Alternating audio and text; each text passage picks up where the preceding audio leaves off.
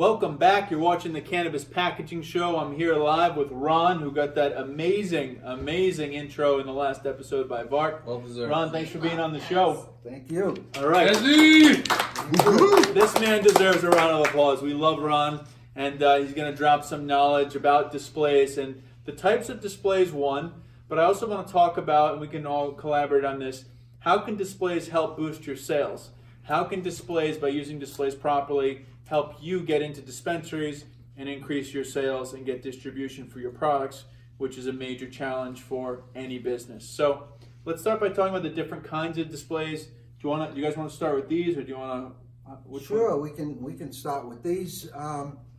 First of all, I'd like to say that I'm very excited to be here and talk about displays. Displays it's been my life, and I've done displays for just about any kind of product you could imagine, and now I get a chance to do it for the cannabis industry, and I'm really excited. We are too, Bessie. Okay, we can start with the easiest type of display, which is a fold-up display. It ships flat to you or to your customer, and the product could be loaded in, and when it's finished, it's a disposable display. We also offer more temporary displays, which could last for 2 or 3 fillings. You chip in one display and then continuously ship into product. Ship in different products or multiple packages of the same product. So for an example of that, you'd load the display, you'd ship the display complete. The dispenser owner would literally just need to take the box, open it up, done. So it's like less work, Right. super concise. But you're saying also you would send refills in like just a regular corrugated box that they would then load underneath? Right, you'd probably want a more sturdy display than that one. Okay, gotcha. Something maybe like this. All right, sweet. Ingrid, you want to show this up front? First display is what we call a temporary display. Disposable. Disposable display. This kind of a display, this will last for 2 or 3 fillings. call it semi-permanent. Yes, semi-permanent. So you'd send this loaded and then... Send it loaded, and then you could send refills. Now, along with that, we could make that same display for one customer, and we could offer different inserts. Let's say they wanted to use it for vape pens, and another time for cartridges, or combinations of vape pens and cartridges. So interchangeable inserts. Interchangeable insert. But same Gives you the display. versatility to use the same display. Maybe change the header. Like in this case, you would have a separate header that just slides into the back, describing your product. Perfect. So I think that would particularly be good. You could talk about the product and what it's about if you're out there selling the product. So if it's not vertically integrated where you have your staff that can talk about the brand, if you sell into a dispensary, bless you, Talia, we can have some kind of, not only your brand name, but a little bit about the brand right there as your salesperson to talk about what's special. Because we were in Vegas for MJ Biz, and we went into, I think it was Planet 13, and it's eye-opening when you actually go into the dispensary and you're in that retail environment. You're like, there's some customers that we had talked about and worked with a little bit, and it was like we weren't able to recognize what their brand was about. I was like, they told me about the product being non-GMO and special in all these ways, but you couldn't see it from that. So I think the display is a good way to tell the story. These are really good. Again, in the fashion side, we think of it. You have some customers that have the permanent display that it's never going to change. It's their brand. It's that one image, and they want to pitch that to the world, and it doesn't change.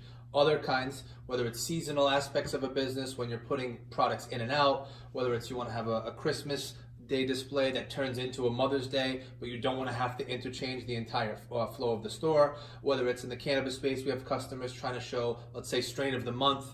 It's an easy way, just like we talked about putting labels on boxes or having sleeves on boxes, where you don't have to overcommit to having millions of SKUs, but you can constantly interchange the different ideas, the different concepts, the different strain, knowledge, or seasonality of the business without having too much of the in and out. Okay.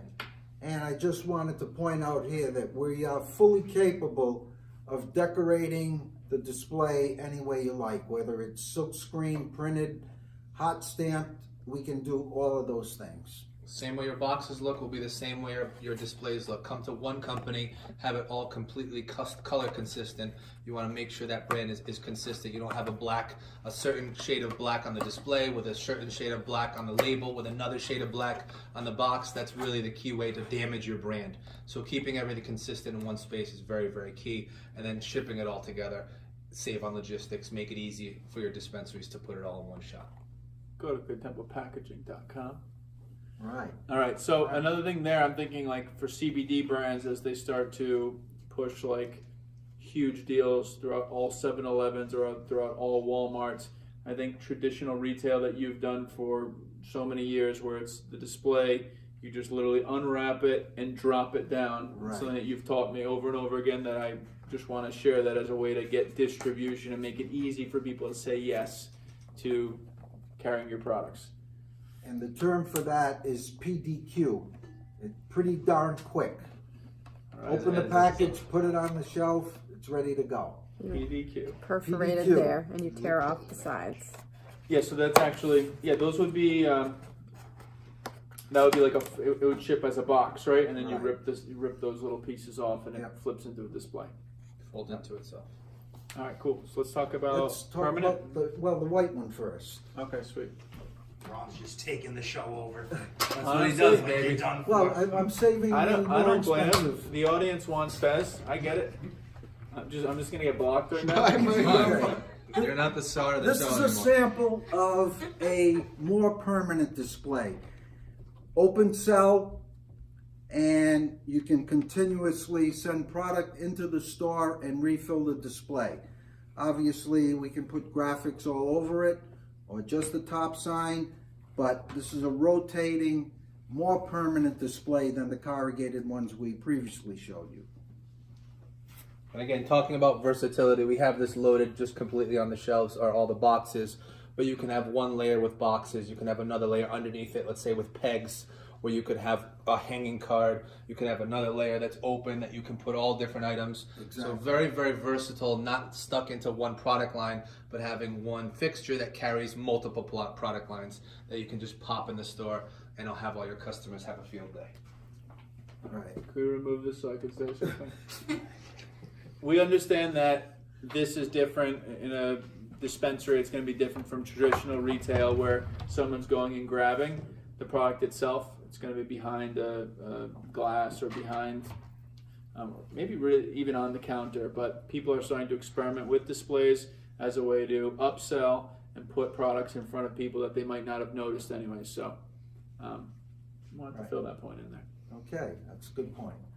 On the more permanent side, we offer locking displays. If you have more expensive product, if you have multiple products, different types, a display like this in any size or shape, including freestanding floor displays, we can make those for you too. And they can be locked, so you don't need to worry about any pilferage. That's another way to go that we have a lot of expertise in. So, can we talk about, can you get rid of this, please? So I want to talk about something that, just a thought or idea on that might be valuable in the cannabis industry.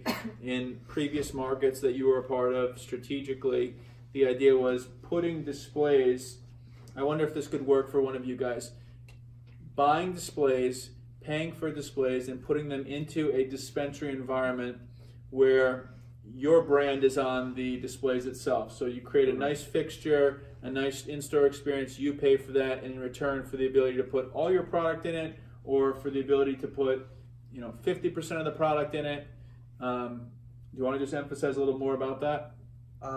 Yeah, this is a way to, with a locking display like this, that is yours, you paid for it, you sent it out, you can confine all of your different products in one location and it's yours, instead of being put in the mix with 3 or 4 other suppliers of the same type of product. So I know it won't work everywhere, but in the right dispensary, just keep this idea in the back of your head. If I put in a display in a certain area, could this be an avenue that could work for you? I could see it on a kind of countertop, really nice thing. New dispensary owner might be looking for ways to create a nice presentation, and it could work for you. Any other thoughts from our live studio audience on displays? Yeah, sure. I have a question for Ron. Sure. All right. Ron, let's just say, I'm a prospective client. What are kind of some quick tips you'd say? I have a design, I send it over to you. It's a little bit busy. I've got my logo all over it. I'm ready to have it in every 7-Eleven in the U.S. market. Are there any kind of suggestions or advice that you would have to me in making sure that when I'm keeping costs in mind and things of that nature, just in terms of things like logo placement, for instance, and overall design? Any tips or tricks that you'd have for me, when I think about that final product? Yes, good question. Real estate in a store like a 7-Eleven is valuable space. Countertop space near the register is prime real estate. If you get lucky enough to put a display in that area, it's important to put all of your everything you want to say on the very front, because the sides, it's probably going to be up against other displays, so you're kind of wasting money to embellish the sides of a display like that's going on the countertop. And again, to that point, the smaller, you want to be small enough that they're going to put it on the counter, but you still want to make a statement, and you don't want to be buried by another display in front of yours. So we want some height, we want it narrow. We can work on things like that to get you a prime position in the store.